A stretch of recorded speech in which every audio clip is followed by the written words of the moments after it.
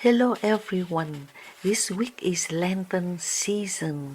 I would like to share with you the topic why we must learn to restrain our emotions and not let others control our inner world.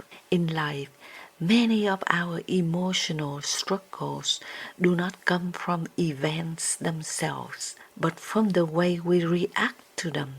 A careless remark, a critical tone, a disrespectful action, or even a silent gesture from someone can stir up powerful emotions inside us.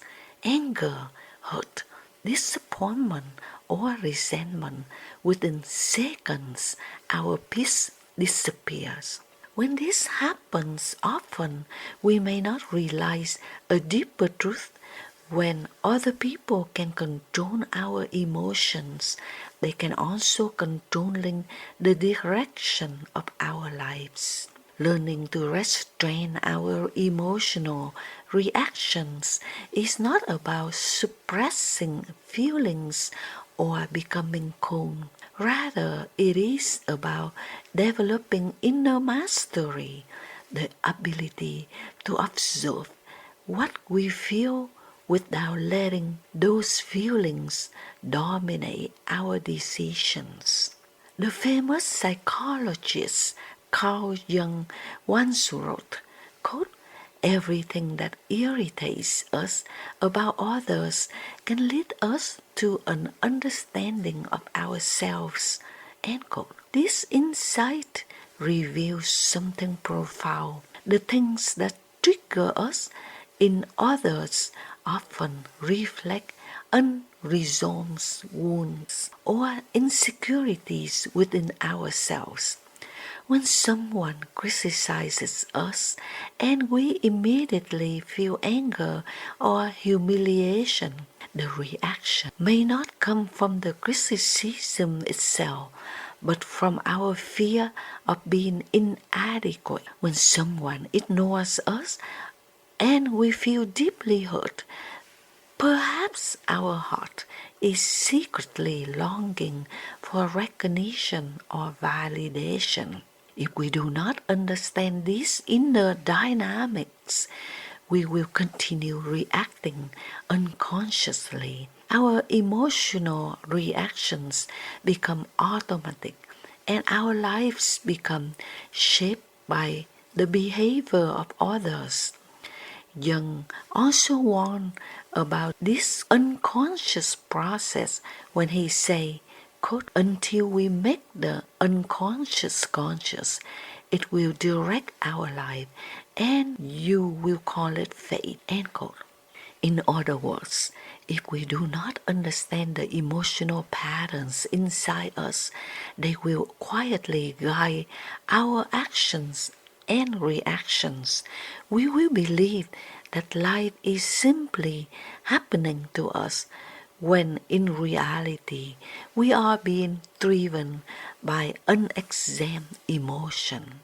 If this message resonates you, please click like and subscribe to my channel. One of the greatest skills in personal and spiritual development is learning the sacred pause, the moment between stimulus and response.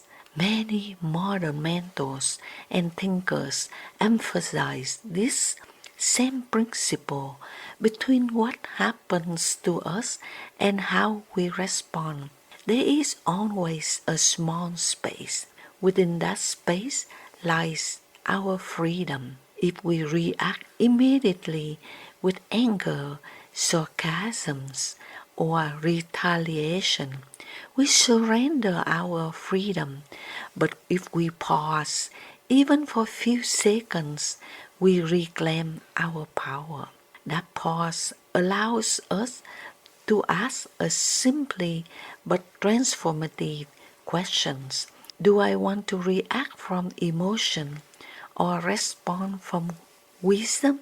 The teaching of the gospel offer powerful example of emotional mastery. In the Gospel of Matthew, Jesus teaches, if anyone claps you on the right cheek, turn to them the others also. End quote. At the first glance, this teaching appears to suggest weakness or passive acceptance, but in reality, it represents the higher form of strength. It is a strength of someone who refuses to let anger dictate their behavior. Reacting with retaliation is easy.